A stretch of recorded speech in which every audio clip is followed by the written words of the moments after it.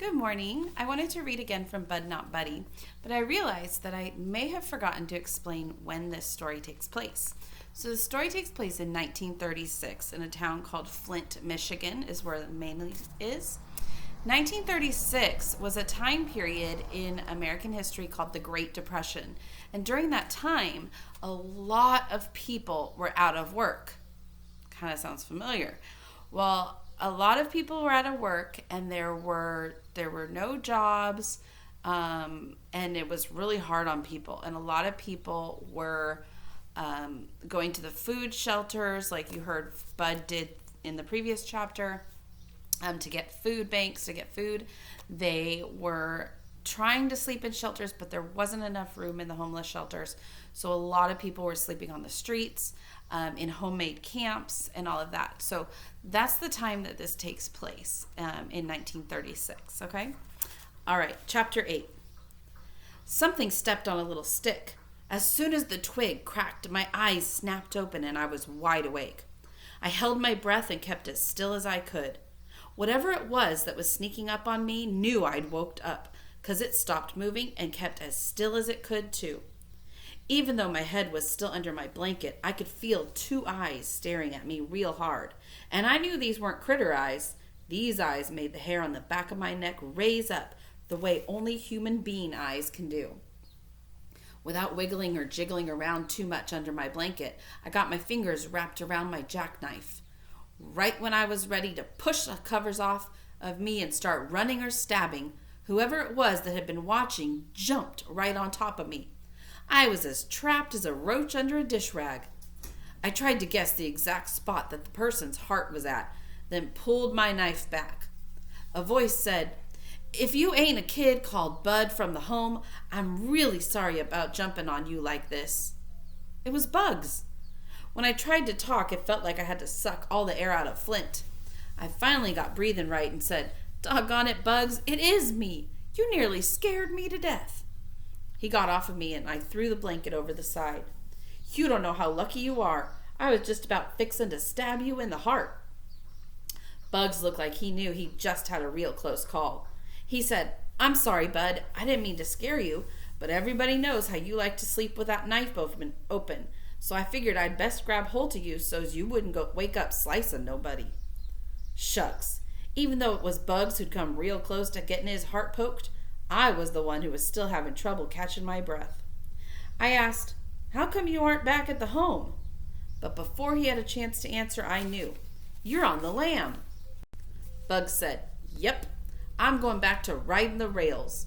When I heard about you beating that kid up so bad that you had to take off, I figured it was time for me to get going too. I thought you might be hanging around the library, so I came down to see if you wanted to go with me." "Where are you heading?" "There's always fruits to be picked out west. I heard we can make enough money to get by out there. There's supposed to be a train leaving sometime tomorrow."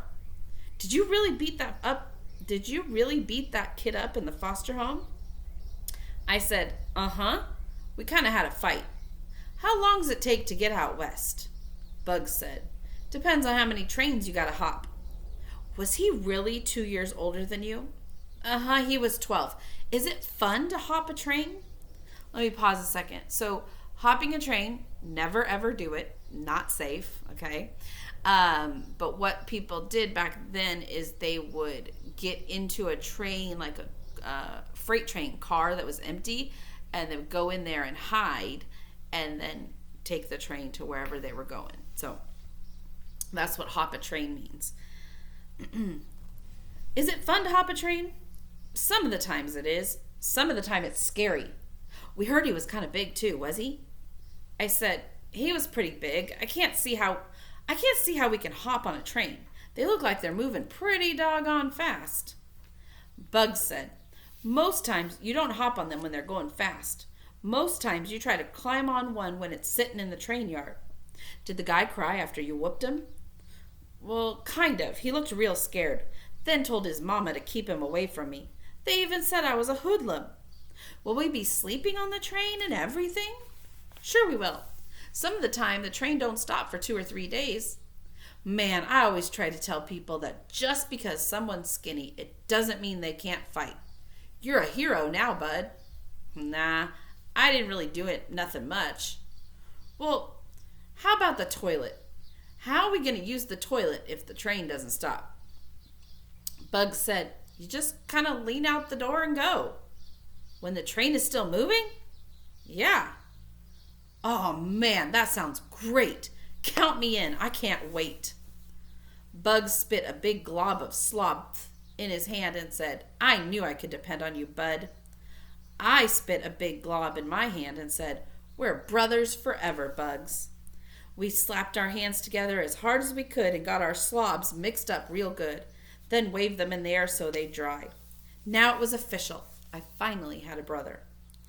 Bugs said, we'll go down to the mission. There's bound to be someone there that knows about where we can hop this train. Then we'll be on the lam together. We found out that we'd have to go to a city called Hooperville, just outside of Flint. The only trouble was nobody knew exactly where Hooperville was. It was dark before we found out the right direction. I'd never heard of a city that was so doggone hard to find. We walked on a trail through some woods that ran right up against Thread Creek. We could tell we were getting close to Hooperville because we heard somebody playing a mouth organ and the smell of food cooking was getting stronger. We kept walking in the direction that the sky was glowing with an orangish light. When we could hear the music real clear, and folks talking to each other and the sound of sticks cracking in a fire, we started cutting through the trees. That way we could peek into Hooperville first. We looked out from behind a big tree and saw that a big wind, or even 2 or 3 big wolves huffing and puffing real hard, could blow Hooperville into the next county. It was a bunch of huts and shacks thrown together out of pieces of boxes and wood and cloth. The Amos's shed would have looked like a real fancy house here. Right near our tree was the big fire that had been lighting up the sky. It looked like 100 people were sitting around it, watching things burn or waiting for the food cooking in 3 big pots set up in the fire. There were 2 littler fires burning in Hooperville. One had a pot that was big enough to boil a whole person in it. A man was stirring things in the pot with a big stick, and when he raised the stick up, he'd pull some breeches or a shirt out and pass it over to a white man who was hanging the clothes on a line to dry. There was a mountain of clothes on the ground next to him waiting for their turn. The other fire in Hooperville was real small. It was off to the side by itself. There were 5 white people sitting at this fire, 2 kids, a man, and a woman holding a little wrapped-up baby. The baby sounded like all those new sick babies at the home. It was coughing like it was a half-dead little animal. Bugs whispered, "Shoot, this ain't no city. This is just another cardboard jungle." "A what?" "A cardboard jungle. Somewhere you can get off the train and clean up and get something to eat without the cops chasing you out of town." I said, "Well, what are we going to do? We can't just go busting into the city and expect someone to feed us, can we?" Bugs said, "Well, one of us has got to talk to him. Let's flip for it." "Okay." Bugs rumbled around in his pocket and found a penny. He rubbed it against his breeches and said, "Heads, I win. Tails, you lose." "Okay." He flipped the penny up in the air and caught it, then slapped it down on the back of his left hand. He peeked underneath his right hand to see, and a big smile cracked his face. "Shucks." Bugs said, "Tails, you lose." "Man, so what should I say?" "Ask them if this is Hooperville. See if they got any extra food." I moved out from behind our tree and walked over toward the biggest fire. I waited until some folks noticed me, then said, "Excuse me, is this here Hooperville?" The man who was playing the mouth organ stopped, and everyone else around the fire looked up at me. One of the white men said, "What is it you're looking for?" "Excuse me, guys, I'm sorry." I said, "A city called Hooperville, sir." They all laughed. The mouth organ man said, "Nah, son, what you're looking for is Hooverville, with a V, like in President Herbert Hoover." I said, "Oh, is this it, sir?" The man said, "This is one of them." I said, "One of them?" He answered, "They're all over the country. This here is the Flint version." "And all of them are called Hooverville?" "That's right. Mr. Hoover worked so hard at making sure every city has got one that it seems like it would be criminal to call them anything else." Someone said, "That's the truth." I said, "Well, how are we going to know if we're in the right one?" The mouth organ man said, "Are you hungry?" "Yes, sir." "Are you tired?" "Yes, sir." "Are you scared about what's going to happen tomorrow?" I didn't want anyone to think I was a baby, so I said, "Not exactly scared, sir. Maybe I'm a little bit nervous."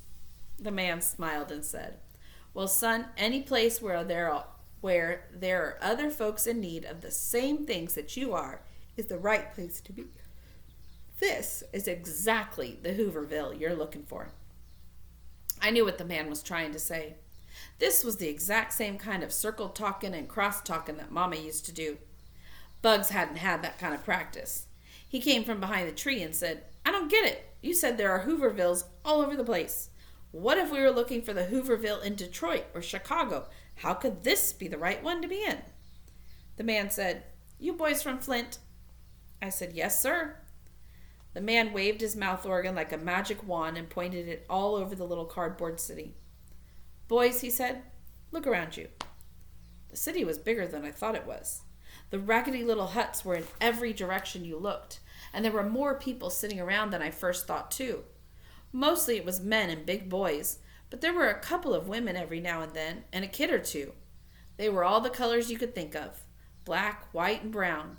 But the fire made everyone look like they were different shades of orange. There were dark orange folks sitting next to medium orange folks, sitting next to light orange folks. "All these people," the mouth organ man said, "are just like you. They're tired, hungry, and a little bit nervous about tomorrow. This here is the right place for y'all to be because we're all in the same boat. And you boys are nearer to home than you'll ever get." Someone said, "Amen, brother." The mouth organ man said, "It don't matter if you're looking for Chicago or Detroit or Orlando or Oklahoma City. I rode the rails to all of them. You might think or you might hear that things are better just down the line, but they're singing the same sad song all over this country. Believe me, son, being on the road is no good. If you two boys are from Flint, this is the right Hooverville for you." Someone said, "Brother, why don't we feed these boys? That one looks like he ain't et in 2-3 months." Shucks, he didn't have to point or nothing. Everyone knew who he meant. But I didn't care. The food that was bubbling up in those 3 big pots even sounded delicious. The mouth organ man said, "You're welcome to join us, but we all pitch in here. So unless either one of you is carrying one of them smoked West Virginia hams in them bags, looks like you'll be pulling KP tonight." I said, "Pulling what, sir?" He said, "KP, kitchen police. You do the cleanup after everyone's had their fill. There are a couple other young folks who will show you what you have to do." Me and Bugs both said, "Yes, sir." This seemed like a real good trade. A woman handed me and Bugs each a flat, square, empty tin can. "That, my lords, is your china. Please be careful not to chip it." My china had the words Jumbo A&P Sardines stamped into the bottom of it. She handed us 2 beat-up old spoons and said, "Don't be shy. You two just about missed supper. You'd best hurry up." She took us over to one of the big pots and filled up our tin plates. "You're lucky," she said. "It's muskrat stew, and there's plenty left over tonight. Eat as much as you can." The stew was made out of dandelion greens and a couple of potatoes and some small wild carrots and some crawdads and a couple of little chunks of meat. It tasted great. We even got seconds. When we were done, the woman told us, "You boys leave your bags here. It's time to do the dishes now." Uh-oh. "Ma'am, I like to keep my suitcase with me wherever I go." "I promise you, your suitcase will be safe here." I remembered that the Amoses had promised the same thing. I said, "You'll watch it yourself, ma'am? You'll make sure no one looks inside of it?" She said, "Son, we don't have no thieving in here. We all look out for each other." I said, "Thank you, ma'am," and put my suitcase down near the woman's feet. Me, Bugs, a little white boy, and a little girl loaded a whole mess of dirty tin cans and spoons and a couple of real plates and forks into a big wooden box and lugged them down to Thread Creek. The little girl who had been in Hooverville the longest, so she got to tell the rest of us what to do. She said, "I don't suppose neither one of you new boys knows how to do dishes the right way, do you?" Me and Bugs had done tons of dishes in the home, so I said, "Sure we do. We used to be real good at cleaning up." Bugs said, "Girl, you act like this is the first cardboard jungle I've been in. I know how you do dishes out here." She said, "Okay then, we'll split 'em up. You and you," she pointed at Bugs and the other kid, "can do half, and me and this boy can do the others. What's your name?" I said, "Bud, not Buddy." She said, "I'm Deza Malone." Deza handed Bugs and the other little boy some rags and some soap powder, and they started splashing the dishes in the water. Me and the little girl walked a little further up the creek and started unloading the rest of the dishes. "You dry, I'll wash," she said. She handed me a rag, and just as soon as she'd splashed one of the tin cans with water and give it to me, I'd dry it and stick it in the wooden box. She said, "Where you say you're from?" "Flint, right here." "So you and your friend come down here to get on that train tomorrow." "Where's it going?" "Chicago," she said. "Is that west from here?" "Uh-huh." "Then, yep, that's where we're heading," I said. "Where are you from?" "Lancaster, Pennsylvania." "You going to take train too?" She said, "Uh-uh.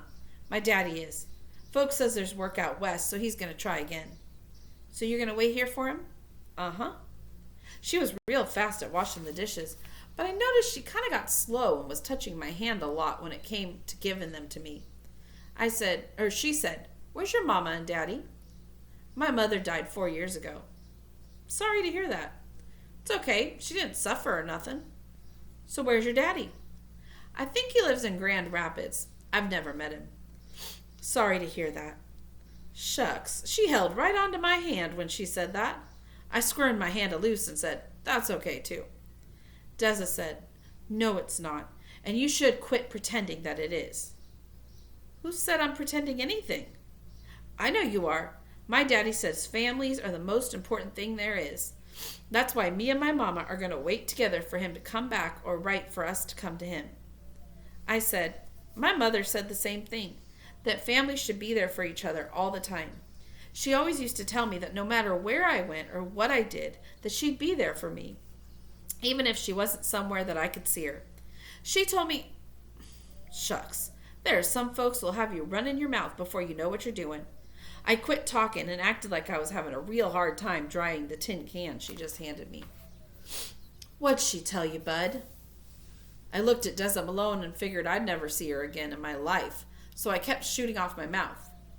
She would tell me every night before I went to sleep that no matter what happened, I could sleep knowing that there had never been a little boy anywhere, anytime, who was more loved than she loved me. She told me that as long as I remembered that, I'd be okay. And you knew it was the truth. Just as much as I know my name is Bud, not Buddy. She said, "Don't you have no other kin here in Flint?" "No." "I guess I can't blame you for wanting to ride the rails. My mama says these poor kids on the road all alone are like dust in the wind. But I guess you're different, aren't you, Bud? I guess you sort of carry your family around inside of you, huh?"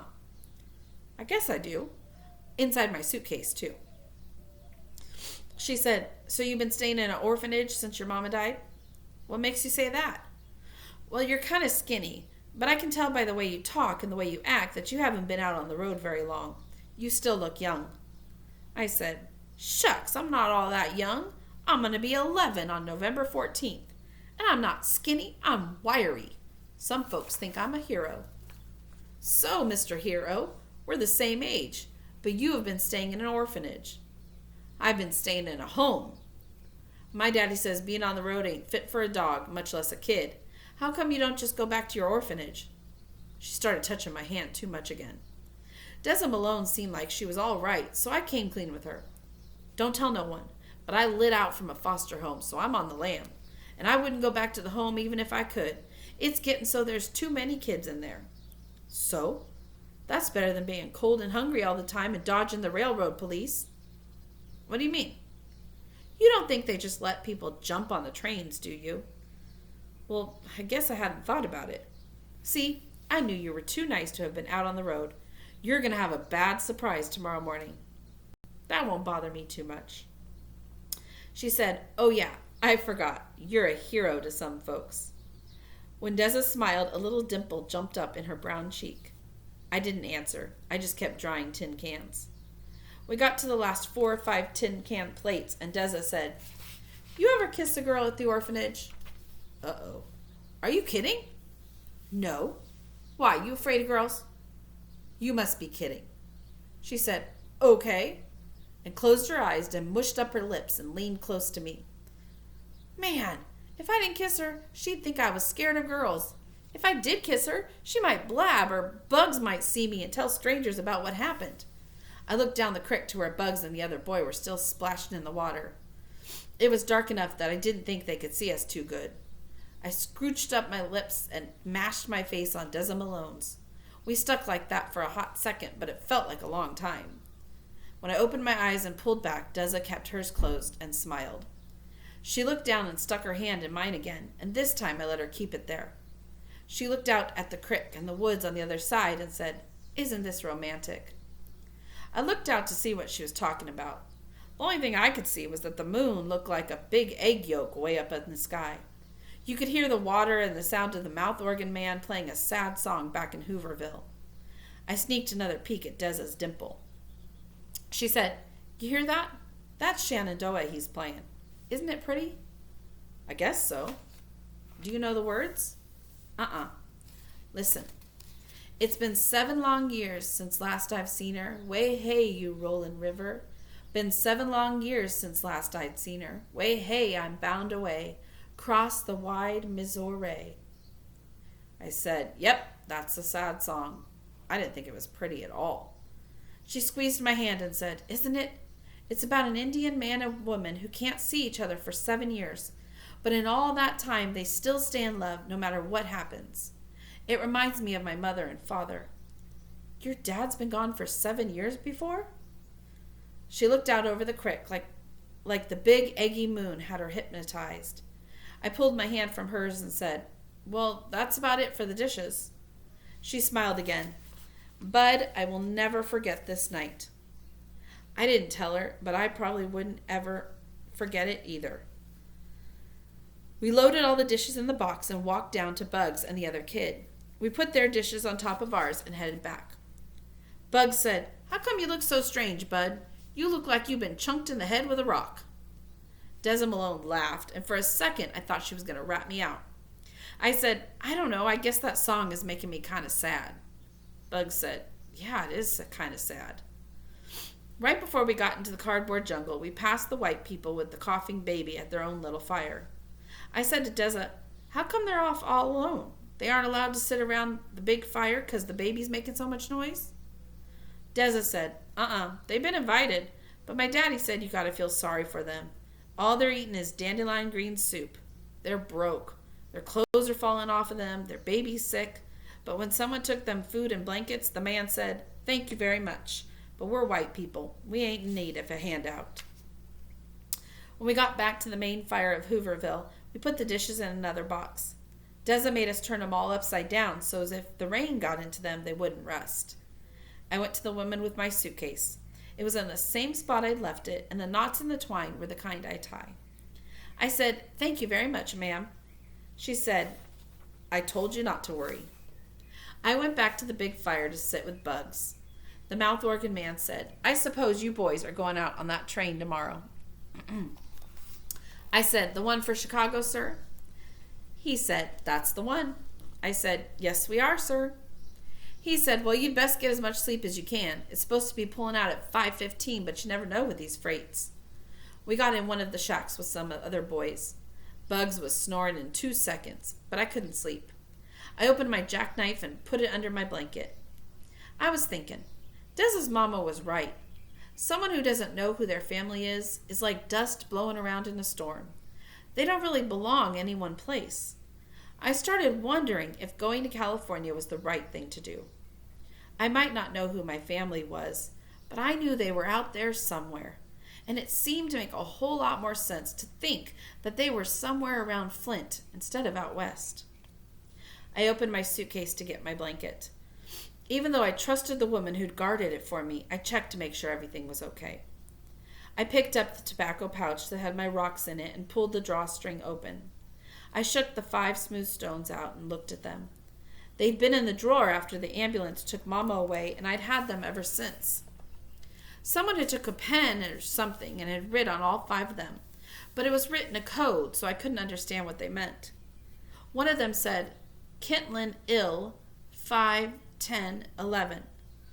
Another said, Luguti in, 5, 16, 11. Then there was Sturgis M, 8, 30, 12, and Gary in, 6, 13, 12. And the last one said, Flint M, 8, 11, 11. I'm going to show you what it looks like. When you see it, that's how it's written up there. Yeah. I put them back in their pouch and pulled the string tight. Then I pulled out the envelope that had the picture of the saggy pony at the Misbegotten Moon Park. It was fine. Next, I counted the flyers again. All 5 were there. I slid all of them back except for the blue one. I held it up so it could catch some of the light from the big fire. I kept looking at the picture and wondering why this one bothered Mama so much. The more I thought about it, the more I knew this man just had to be my father. Why else would Mama keep it? I used a little trick to help me fall asleep. I pulled my blanket right up over my head and breathed in the smell real deep. After doing this 3 times, the smells of the shack and Hooverville were gone, and only the smell of the blanket was in my nose. And that smell always reminded me of Mama and how she used to read me to sleep every night. I took 2 more breaths and pretended I was hearing Mama reading to me about the billy goat's gruff, or the fox and the grapes, or the dog that saw his reflection in the water, or some other story she checked out of the library. I could hear Mama's voice getting farther and farther away as I imagined I was in the story, until finally her voice and the story all mixed into one. I'd learned that it was best to be asleep before Mama finished the story, because if she got done and I was still awake, she'd always tell me what the story was about. I never told Mama, but that always ruined the fun of the story. Shucks, here I was thinking I was just hearing something funny about a fox or a dog, and Mama spoiled it by telling me there were really lessons about not being greedy or not wishing for things you couldn't have. I took 2 more breaths and started thinking about the little hen that baked the bread. I heard, "Not I," said the pig. "Not I," said the goat. "Not I," said the big bad wolf. Then whoop, zoop, sloop, I was asleep. I started dreaming about the man with the giant fiddle. He was walking away and I kept calling him, but he couldn't look back. Then the dream got a lot better. I turned away from where Herman E. Calloway was, and there stood Deza Malone. I told her, "I really like your dimple." She laughed and said, "See you in 7 years." So chapter 8 is not done, but it's a really long chapter, so I'm going to stop right there. There's actually another book by the same author, Christopher Paul Curtis, and it is about Deza Malone. So it's her story. If you want to find that book and check it out in the library, it's a good book. So, all right, I'll come back later and finish chapter 8. Bye.